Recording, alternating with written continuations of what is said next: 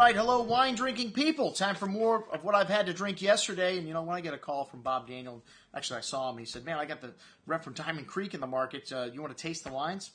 And I will clear my schedule for that. It's only 3 wines. Well, they do make a 4th wine, Lake. They usually don't taste you on that. These guys were in town for the best of the best, the South Beach Food and Wine Festival. And last year we had Phil Ross in. And he just happened to call me. He saw my propaganda about the event. He knew he was coming down. He said, Andrew, I'm going to be in town. How about if I come and help you host the event? I said, are you kidding me? I'll bring the current releases. I had the older wines. We still have a ton of older vintage Diamond Creek in the store. And hey, if you like the new wines from Diamond Creek, you may not like this old stuff, man. These old wines are very unique.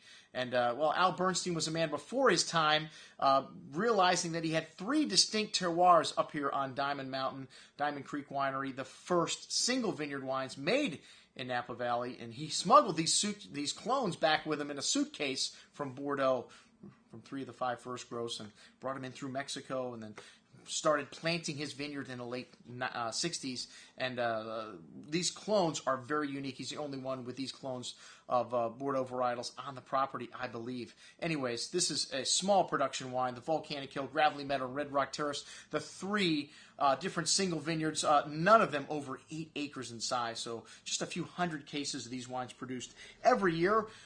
This is a wine you'd usually start with the Gravelly Meadow if you're doing a tasting with this, and end with the Red Rocks, because, they just go from lighter to heavier. Gravelly soil tends to produce a little bit more leaner, more austere wine, and this Gravelly Meadow from a 40-year-old vineyard now, so some of the oldest Cabernet vines in Napa Valley, and they still have their first employee at Diamond Creek.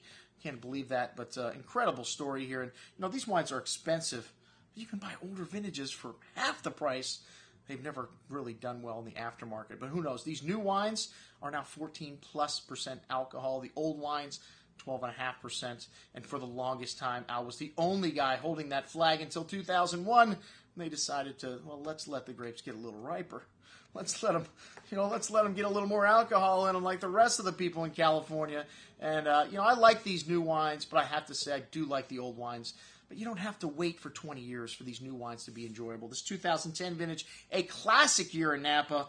And, this wine's got a really lovely earthy character to the nose. Still has that gravelly, minerally note, but a lot more fruit when young. These wines were always really austere. Now you really notice that cassis and blackcurrant fruit, and wonderful bright acidity still in these wines on the finish. And this Gravelly Meadow just echoing that nuance from the nose, the mineral through the finish. Still very young, needs time, but much more approachable than any young Diamond Creek wine that I've ever had. This 2010 most excellent juice. The Volcanic Hill is next. This wine they make about 600 to 800 cases and has a distinct herbal kind of note to the nose, to the black and red currant berry fruit here. Nice concentration and depth of aromas there. Some fresh earth, some herbal notes I mentioned before to that black currant and cassis berry fruit.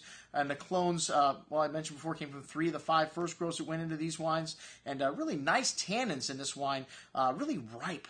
Well, something, these wines used to, like I said, just be so austere. It was hard to get anything in terms of fruit out of them. But having wonderful balance today in that ripe fruit, still that lovely minerality that you get from the Diamond Creek Mountain Vineyards, and then lovely freshness from the acidity, and really fine and polished finish on this wine. Most excellent juice. Also, the Volcanic Hill. And then the Red Rock Terrace, which this wine is the big boy again. Really complex bouquet of fresh flowers, black cherry and currant berry fruit, some toasty oak spice, espresso, dark mocha, minty kind of herbal nuance showing there as well. The biggest of the 3, as I mentioned before, ripe and juicy currant berry fruit on the tongue with firm tannins, bright acidity, a classic vintage with a long finish. This wine's got everything and lots of it. This was my favorite of the 3 wines.